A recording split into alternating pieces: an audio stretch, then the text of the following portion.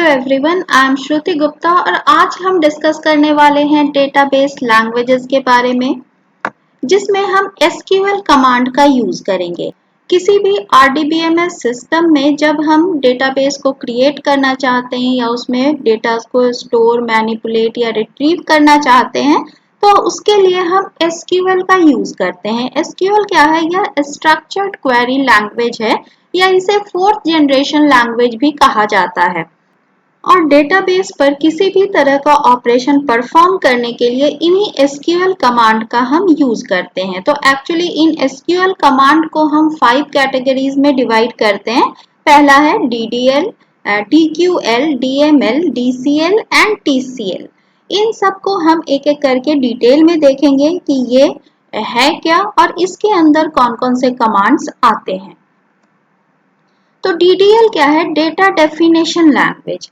जब भी हम डेटाबेस में किसी ऑब्जेक्ट को क्रिएट करना चाहते हैं या उसके स्ट्रक्चर को डिफाइन करना चाहते हैं या उसके स्ट्रक्चर में कुछ मॉडिफिकेशन करना चाहते हैं, यानी उस ऑब्जेक्ट के डेफिनेशन में अगर हम कोई चेंज करना चाहते हैं तो डीडीएल कमांड्स का यूज किया जाता है।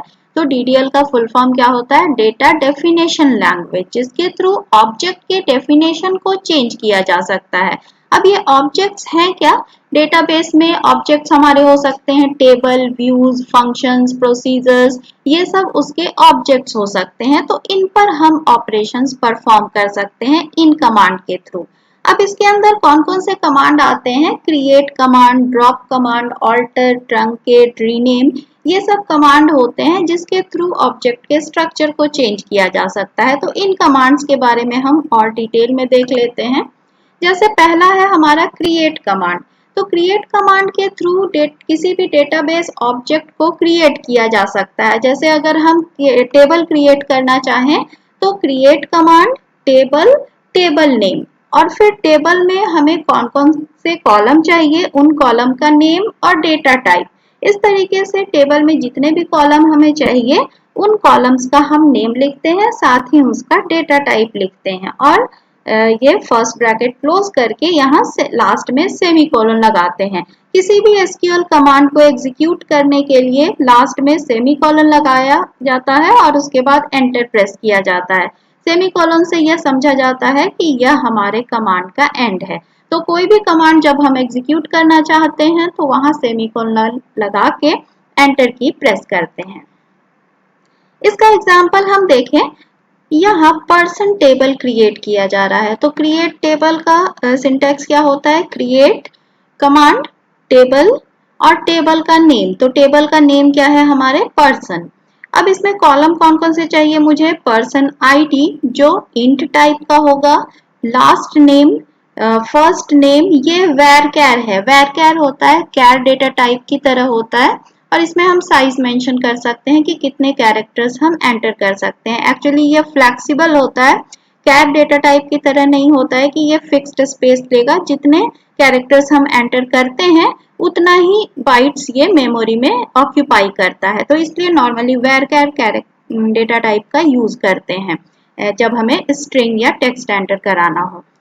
तो नेम, एड्रेस, सिटी, इस तरीके से वैरचर में हम एंटर करवा सकते हैं। तो ये कमांड एक पर्सन टेबल क्रिएट कर देगा जिसके अंदर ये 5 कॉलम्स होंगे और इनका डेटा टाइप भी यहाँ डिफाइन कर दिया गया है। सेकंड है ड्रॉप कमांड। ड्रॉप कमांड जैसे क्रिएट कमांड किसी ऑब्जेक्ट को क्रिएट करता था, ड्रॉप कमांड उस ऑब्जेक्ट को डिलीट कर देगा। जैसे अगर किसी टेबल को हमें डिलीट करना है तो हम क्या लिख सकते हैं? Drop table, table name. जैसे अगर हमने अभी पर्सन टेबल क्रिएट किया था तो ड्रॉप टेबल पर्सन्स, तो यानी वो टेबल डिलीट हो जाएगा। एक्चुअली ड्रॉप कमांड टेबल के पूरे स्ट्रक्चर को डिलीट कर देता है। जिस ऑब्जेक्ट पर भी यह हम यूज करते हैं उस ऑब्जेक्ट को यह मेमोरी से डिलीट कर देता है। फिर है ऑल्टर कमांड। ऑल्टर कमांड नाम से ही पता चल रहा है कि अगर डेटाबेस के ऑब्जेक्ट के किसी स्ट्रक्चर में चेंज करना हो तो ऑल्टर कमांड का यूज किया जाता है। जैसे अगर टेबल में हम कोई एक नया कॉलम ऐड करना चाहते हैं तो हम क्या कर सकते हैं? ऑल्टर टेबल, टेबल का नेम, जिस टेबल में हमें मॉडिफिकेशन करना है, हम अगर नया कॉलम ऐड करना चाहते हैं तो ऐड कॉलम नेम, एंड उसका डेटा टाइप। तो ये सिंटैक्स है अगर किसी टेबल में हम नए कॉलम को ऐड करना चाहते हैं उसके लिए। इसी तरीके से अगर एग्जिस्टिंग कॉलम के डेटा टाइप में कुछ चेंज करना है तो वो भी इससे किया जा सकता है। कैसे करेंगे? Alter table, table name, alter column, column name वही होगा जो एग्जिस्टिंग कॉलम है हमारे टेबल का, और उसका डेटा टाइप यानी न्यू डेटा टाइप उसका क्या हम डिफाइन करना चाहते हैं वो हम लिख सकते हैं। इसी तरीके से किसी कॉलम को अगर हम डिलीट करना चाहते हैं तो alter table, table name, drop column, उस कॉलम का नेम जिस कॉलम को हमें डिलीट करना है। तो ये अलग अलग तरह से यूज किया जा सकता है किसी ऑब्जेक्ट के स्ट्रक्चर को चेंज करने के लिए। जैसे एग्जांपल हम देखें तो अगर कोई टेबल हमारे पास कस्टमर और उसमें हम एक नया कॉलम ऐड करना चाहते हैं ईमेल, तो ऐड ईमेल varchar और यहाँ साइज आप दे सकते हैं। इसी तरीके से एक एग्जिस्टिंग कॉलम है हमारे पास डेट ऑफ बर्थ, इसका डेटा टाइप हम चेंज करना चाह रहे हैं तो यहाँ हम ईयर स्टोर करना चाहते हैं तो मैं यहाँ ईयर लिख सकती हूँ। इसी तरीके से किसी कॉलम को अगर डिलीट करना है तो ड्रॉप कॉलम, कॉलम नेम। तो ऑल्टर कमांड इसलिए यूज हो सकता है किसी भी ऑब्जेक्ट के स्ट्रक्चर को चेंज करने के लिए। नेक्स्ट DDL कमांड है हमारा ट्रंकेट कमांड। जिस तरीके से ड्रॉप कमांड को हमने यूज किया था डेटाबेस के किसी ऑब्जेक्ट को डिलीट करने के लिए, उसी तरीके से ट्रंकेट कमांड का यूज हम किसी ऑब्जेक्ट के रिकॉर्ड्स को रिमूव करने के लिए कर सकते हैं। जैसे अगर किसी टेबल के सारे रिकॉर्ड्स को हमें डिलीट करना है तो वहां हम ट्रंकेट कमांड यूज कर सकते हैं। ट्रंकेट कमांड मेमोरी से उस ऑब्जेक्ट को डिलीट नहीं करता है, यानी अगर टेबल पर हम इंप्लीमेंट करें तो टेबल के स्ट्रक्चर को मेमोरी से डिलीट नहीं करेगा बल्कि उस टेबल के रिकॉर्ड्स को वो डिलीट कर देगा। तो इस ट्रंकेट कमांड को हम यूज कैसे कर सकते हैं? ट्रंकेट टेबल, टेबल का नेम जिस टेबल पर हम ये कमांड इंप्लीमेंट करना चाहते हैं। जैसे ट्रंकेट टेबल स्टूडेंट, तो यह स्टूडेंट टेबल के पूरे रिकॉर्ड्स को डिलीट कर देगा लेकिन स्टूडेंट टेबल का स्ट्रक्चर मेमोरी में मौजूद रहेगा। Next is rename command. Actually rename command किसी भी एग्जिस्टिंग ऑब्जेक्ट के नेम को चेंज करने के लिए यूज किया जा सकता है। तो इसे दो तरीके से यूज कर सकते हैं, इसका दो सिंटैक्स हो सकता है। एक है जैसे टेबल के नेम को हमें चेंज करना है तो alter table, table name, rename to new table name, यानी उस टेबल का जो नया नाम हम डिफाइन करना चाहते हैं वो लिख सकते हैं। और डायरेक्टली हम इस तरीके से भी कर सकते हैं, रीनेम ओल्ड टेबल नेम यानी टेबल का जो अभी एग्जिस्टिंग नेम है टू जो भी हम न्यू नेम देना चाहते हैं उस टेबल का वो। तो एग्जांपल देखें तो ऑल्टर टेबल स्टूडेंट, उसको रीनेम हम कर रहे हैं किसमें? आर्टिस्ट में, यानी स्टूडेंट टेबल का नया नाम क्या हो जाएगा? आर्टिस्ट। तो इसको इस तरीके से भी किया जा सकता है, रीनेम स्टूडेंट्स टू आर्टिस्ट। तो ये सारे DDL कमांड्स थे जो ऑब्जेक्ट के स्ट्रक्चर में चेंज कर रहे थे। अब नेक्स्ट है हमारा DQL, डेटा क्वेरी लैंग्वेज। इसमें एक ही कमांड है दैट इज सेलेक्ट कमांड, लेकिन कई बार सेलेक्ट कमांड को DML कमांड में भी लिखा जाता है, तो जरूरी नहीं है कि हम ये नई कैटेगरी बनाएं। कई बार उसको DML कमांड यानी डेटा मैनिपुलेशन लैंग्वेज कमांड्स के अंदर भी रखा जाता है। तो फिर भी कई बुक में आपको ये अलग कैटेगरी मिल सकती है। तो ये कुछ नहीं बल्कि सेलेक्ट कमांड है जिसके थ्रू हम डेटाबेस से डेटा को रिट्रीव कर सकते हैं। सेलेक्ट कमांड कई वेरिएशंस में यूज किए जा सकते हैं। जैसे अगर किसी टेबल से हम कुछ स्पेसिफिक कॉलम्स को ही देखना चाहते हैं, यानी उन्हीं कॉलम में जो वैल्यूज है वही हम देखना चाहते हैं, तो हम सेलेक्ट के साथ उन कॉलम्स का नेम मेंशन कर सकते हैं। यहाँ टेबल के इंटरनल स्ट्रक्चर पे कोई फर्क नहीं पड़ता है कि कौन सा कॉलम पहले है कौन सा बाद में है। हम यहाँ डायरेक्टली उन कॉलम्स का नेम लिख सकते हैं जिनका हमें रिजल्ट देखना है। फिर है select asterisk from table name where condition. Asterisk का मतलब है अगर हम टेबल से सारे कॉलम्स को एक्सेस करना चाहते हैं तो हम यहाँ एस्ट्रिक साइन यूज कर सकते हैं। वेयर कंडीशन के में हम कोई कंडीशन स्पेसिफाई कर सकते हैं और उस कंडीशन के सेटिस्फाई होने वाले रिकॉर्ड्स ही यहाँ डिस्प्ले होंगे। फिर है select asterisk from table name. तो ये सारे कॉलम्स एंड सारे रोज की वैल्यू को डिस्प्ले करेगा। अब अगर हम एग्जांपल देखें तो यहाँ जैसे यूज किया है select customer name comma city from customers, यानी कस्टमर टेबल से मैं सिर्फ कस्टमर नेम और उसकी सिटी को देखना चाह रही हूँ, सारे कॉलम्स मुझे नहीं देखने हैं। तो इस तरीके से हम लिख सकते हैं। फिर सेकंड एग्जांपल है select asterisk from customers where customer ID equal to 101, यानी किसी भी फील्ड की वैल्यू हम स्पेसिफाई कर सकते हैं कि हमें इस पर्टिकुलर वैल्यू वाले रिकॉर्ड को देखना है और उसके सारे कॉलम्स को देखना है। तो सेलेक्ट एस्टेरिक क्या करेगा, सारे कॉलम्स को डिस्प्ले करेगा, जबकि वेयर रिकॉर्ड्स पर कंडीशन लगाएगा कि इसी पर्टिकुलर रिकॉर्ड को डिस्प्ले करना है। इसी तरीके से सेलेक्ट एस्टेरिक फ्रॉम कस्टमर, तो ये सारे कॉलम्स एंड सारे रोज को डिस्प्ले करेगा। फिर नेक्स्ट है हमारा DML data manipulation language commands. ये ऐसे कमांड्स हैं जो एग्जिस्टिंग डेटा में मॉडिफिकेशन कर सकते हैं, टेबल के एग्जिस्टिंग डेटा में मॉडिफिकेशन किया जा सकता है, इसीलिए इसे मैनिपुलेशन कमांड्स भी कहते हैं। DML कमांड में insert, update and delete command आता है। कई बार सेलेक्ट कमांड को भी इसी कैटेगरी में रखा जाता है। तो इंसर्ट कमांड क्या करता है, किसी रिकॉर्ड को इंसर्ट करने के लिए हम इसका यूज करते हैं। ये कई तरीके से यूज हो सकता है, जैसे insert into table name. Table name के साथ अगर हम कॉलम स्पेसिफाई कर रहे हैं तो उन्हीं कॉलम्स की वैल्यूज हमें पास करनी होगी। अगर हम सारे कॉलम की वैल्यू को पास करना चाहते हैं तो टेबल नेम के आगे हमें कॉलम नेम मेंशन करने की जरूरत नहीं होती है। तो insert into table name, column name जिनमें हमें वैल्यू पास करनी है और वैल्यूज उसके साथ उन कॉलम्स की वैल्यूज सेम सीक्वेंस में हमें पास करनी होगी।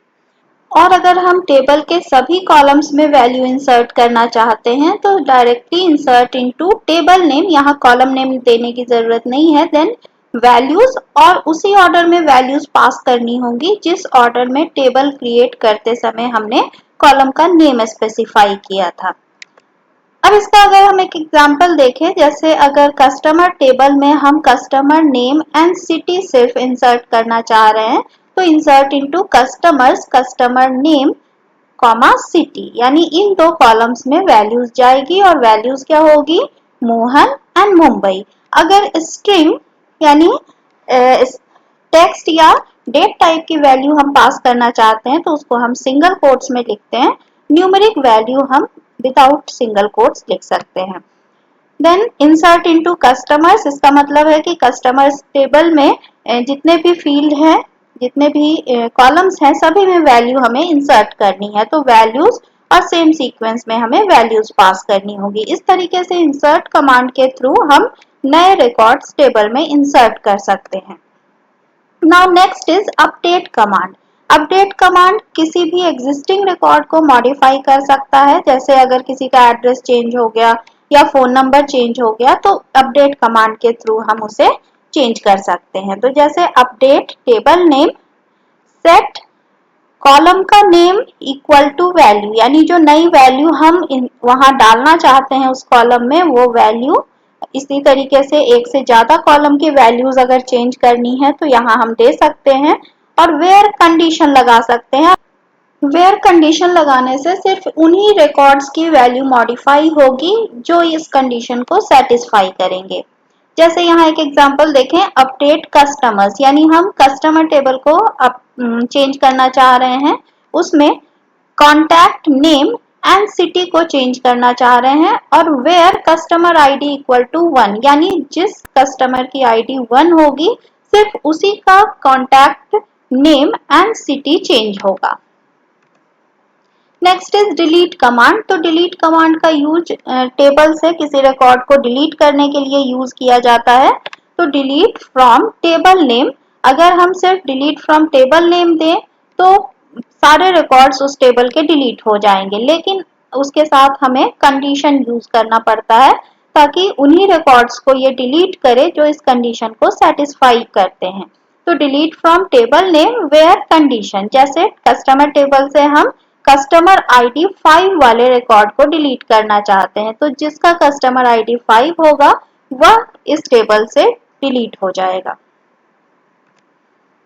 Then next is DCL, data control language commands. तो ये कमांड ऐसे होते हैं जो मेनली यूजर्स को कोई राइट्स देने या उससे राइट्स वापस लेने के लिए यूज किए जाते हैं।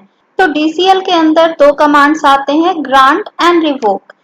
ग्रांट कमांड किसी यूजर को कोई परमिशन देने के लिए यूज किया जाता है, किसी परमिशन को हम वहां ग्रांट कर सकते हैं। तो ग्रांट प्रिविलेज नेम, यानी उस यूजर को कौन सी प्रिविलेज देनी है या कौन सी राइट उसको हम असाइन करना चाहते हैं ऑन ऑब्जेक्ट। ऑब्जेक्ट कोई भी हमारा टेबल हो सकता है, व्यू, फंक्शन या प्रोसीजर हो सकता है। टू यूजर, उस यूजर का नेम जिसे हम प्रिविलेज असाइन करना चाहते हैं। जैसे यहाँ एक एग्जांपल देखें, grant all on customer to Amit. Grant all, all मतलब उसे हम सारी परमिशन दे रहे हैं, वह यूजर उस टेबल पर कोई भी ऑपरेशन परफॉर्म कर सकता है। ऑन कस्टमर, टेबल का नेम है, टेबल ये ऑब्जेक्ट हो गया, और टू यूजर का नेम हो गया अमित। तो ये इस तरीके से हम परमिशन ग्रांट कर सकते हैं। जैसे यहाँ grant select on customer to Amit, यानी अब ये यूजर अमित सिर्फ सेलेक्ट ऑपरेशन परफॉर्म कर सकता है इस ऑब्जेक्ट पर। इसी तरीके से अगर हम इसे सेलेक्ट, अपडेट एंड डिलीट तीनों परमिशन देना चाहते हैं तो हम कॉमा देकर इसे सेपरेट कर सकते हैं। तो यहाँ हम जो जो परमिशन देना चाहते हैं वो लिखते हैं ऑन ऑब्जेक्ट का नेम टू इसका यूजर नेम। रिवोक कमांड तभी यूज किया जा सकता है जब हमने उसे कोई परमिशन दी हो। किसी यूजर को अगर हम कोई परमिशन देते हैं तो उससे परमिशन विड्रॉ करने के लिए हम रिवोक कमांड का यूज करते हैं। तो ये ग्रांट कमांड के जस्ट अपोजिट है, लेकिन ग्रांट कमांड के बाद ही हम इसको यूज कर सकते हैं। तो रिवोक प्रिविलेज नेम, कौन सी परमिशन उससे हम वापस लेना चाहते हैं ऑन ऑब्जेक्ट टू यूजर, उस यूजर का नेम। जैसे revoke all on customer to Amit, तो ये इस कस्टमर से सारे परमिशंस वापस ले लेगा। Revoke select on customer to Amit, यानी कस्टमर टेबल से ये यूजर अमित के सेलेक्ट परमिशन को वापस ले लेगा। या इंडिविजुअली हम परमिशन का नाम दे सकते हैं कि इस परमिशन को हम इस यूजर से वापस लेना चाहते हैं। अब हमारा अगला कमांड है TCL, ट्रांजैक्शन कंट्रोल लैंग्वेज। लेकिन इसको समझने के पहले हमें ट्रांजैक्शन समझना होगा कि ट्रांजैक्शन क्या है। तो कई बार हम सेट ऑफ टास्क को एक सिंगल एग्जीक्यूशन यूनिट की तरह देखते हैं और उसको पूरे को हम एक ट्रांजैक्शन मानते हैं, यानी किसी स्पेसिफिक टास्क से वो ट्रांजैक्शन स्टार्ट हो और किसी टास्क पर वह जाकर वह ट्रांजैक्शन एंड हो या कंप्लीट हो। उस ट्रांजैक्शन के अंदर कोई भी टास्क फेल होता है तो उस पूरे ट्रांजैक्शन को फेल माना जाए, या सारे टास्क अगर सक्सेसफुली एग्जीक्यूट हो जाते हैं तो उस ट्रांजैक्शन को सक्सेसफुल माना जाए।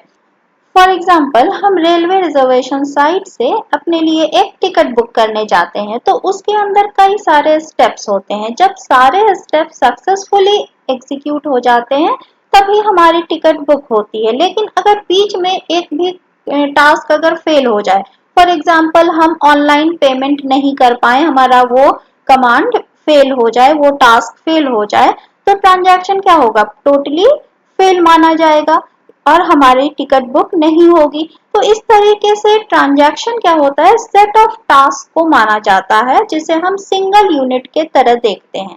यानी एक यूजर के लिए या तो टिकट बुक होगी या नहीं होगी, तो ही पॉसिबिलिटी होती है। ऐसा नहीं है कि ऑनलाइन पेमेंट हो गया और हमारी टिकट बुक नहीं हुई, या टिकट बुक हो गई लेकिन हमारा ऑनलाइन पेमेंट नहीं हुआ। तो ऐसा नहीं होता है, उसे एक सिंगल ट्रांजैक्शन की तरह देखा जाता है, इसलिए ये चीज होती है। तो TCL के अंदर कई कमांड्स हैं, जैसे commit, roll back, save point, set transaction. तो पहला है कमिट कमांड। कमिट कमांड कब यूज किया जाता है, जब हमारा ट्रांजैक्शन पूरी तरीके से सक्सेसफुल कंप्लीट हो जाता है और उस चेंजेस को हम सेव करना चाहते हैं डेटाबेस में, तो उसके लिए हम कमिट कमांड यूज करते हैं। तो कमिट कमांड का यूज नॉर्मली हम ट्रांजैक्शन में करते हैं, जब हम ट्रांजैक्शन में चाहते हैं कि ये ट्रांजैक्शन सक्सेसफुली कंप्लीट हो गया है या हम चेक कर लेते हैं तब हम कमिट कमांड का यूज करते हैं, यानी उसमें उसके थ्रू जो चेंजेस हुए हैं वो चेंजेस डेटाबेस में रिफ्लेक्ट हो। नेक्स्ट है roll back command. Roll back command just इसका अपोजिट है। जब हमारा ट्रांजैक्शन फेल होता है और हम नहीं चाहते हैं कि इसके थ्रू चेंजेस डेटाबेस में स्टोर हो, तो हम वहां से रोल बैक कर जाते हैं। फिर नेक्स्ट है सेव पॉइंट। अगर हम ट्रांजैक्शन के किसी पर्टिकुलर स्टेज तक सेव करना चाहते हैं सेट ऑफ टास्क को, तो यहाँ सेव पॉइंट हम डिफाइन कर देते हैं। नेक्स्ट है set transaction command. Set transaction command किसी ट्रांजैक्शन के कैरेक्टरिस्टिक्स को बताता है, यानी वह ट्रांजैक्शन डेटाबेस में किस तरह का ऑपरेशन परफॉर्म करने वाला है, रीड ओनली करने वाला है या रीड राइट दोनों करने वाला है। इस तरह के इंफॉर्मेशन यहाँ दी जाती है। तो इसके लिए सेट ट्रांजैक्शन और उसके साथ हम उसके कैरेक्टरिस्टिक्स को स्पेसिफाई कर सकते हैं कि यह ट्रांजैक्शन सिर्फ रीड करेगा या रीड राइट दोनों ऑपरेशन परफॉर्म करेगा डेटाबेस पर। तो इस तरीके से आज हमने एसक्यूएल के सारे कमांड्स को देखा, सारे डिफरेंट टाइप्स के कमांड्स को देखा। आपको यह वीडियो अगर समझ में आई तो इसे लाइक, शेयर एंड सब्सक्राइब करें एंड नोटिफिकेशन बटन को ऑन करें। नेक्स्ट वीडियो में हम मिलेंगे एसक्यूएल कमांड के प्रैक्टिकल एग्जीक्यूशन के साथ। हम प्रैक्टिकली उसे एग्जीक्यूट करके देखेंगे कि ये कैसे काम करते हैं।